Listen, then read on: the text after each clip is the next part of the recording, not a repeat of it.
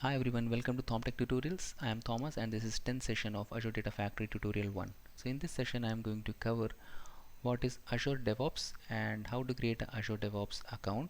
What are the options and settings available in the Azure DevOps.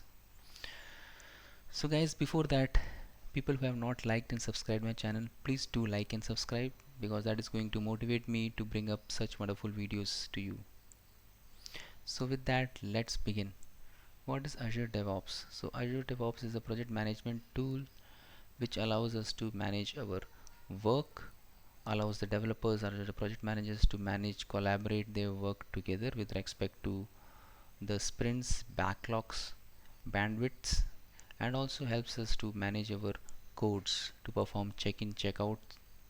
So there are a lot more features available in Azure DevOps. It also allows us to make build pipelines and deploy that across in different platforms, that is from dev to UAT to prod. So it's a wonderful tool, and now let's get into the reality and see how we can create a Azure DevOps account and what are the options and settings available in it. Let's now switch back to the Google. Just go and search create free account DevOps, create free Azure DevOps account. Just put that over here, scroll down and you can see we have one option over here. Just click on that, okay, and then click on start free.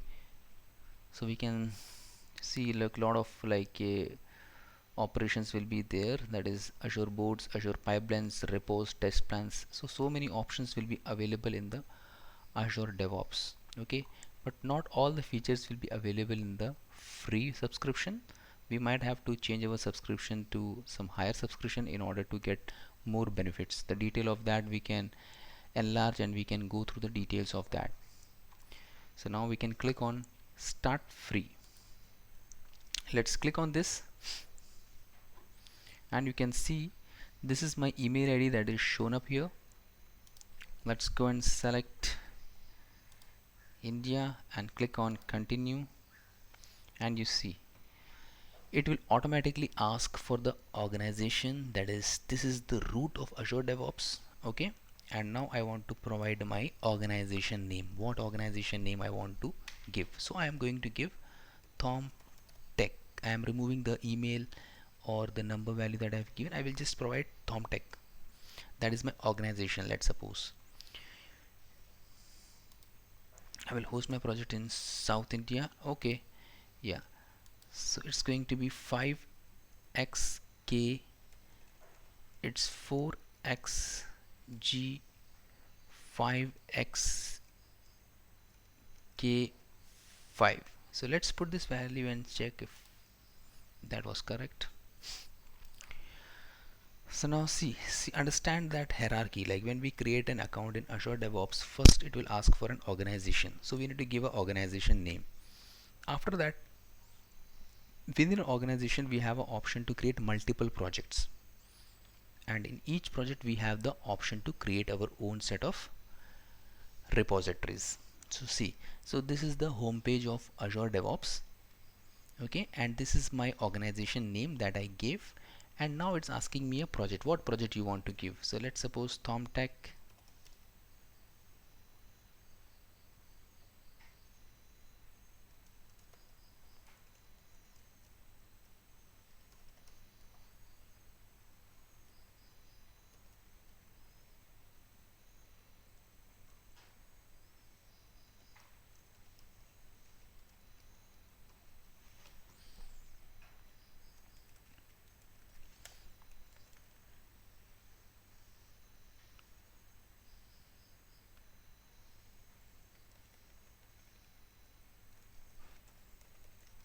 Vehicle stores, let me put this vehicle stores,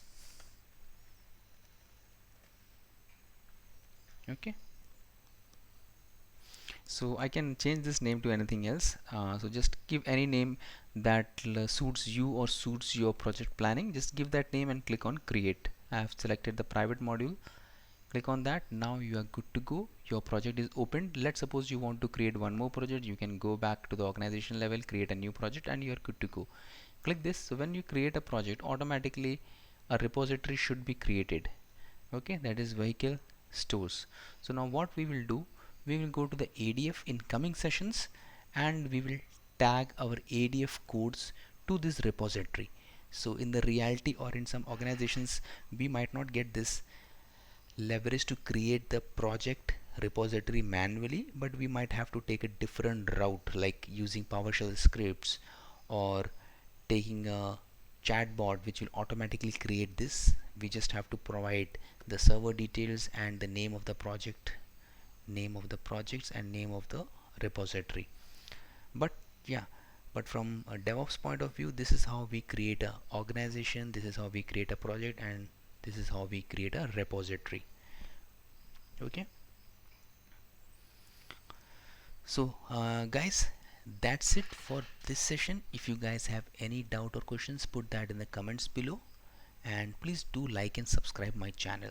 So that's it for today. Have a great day ahead.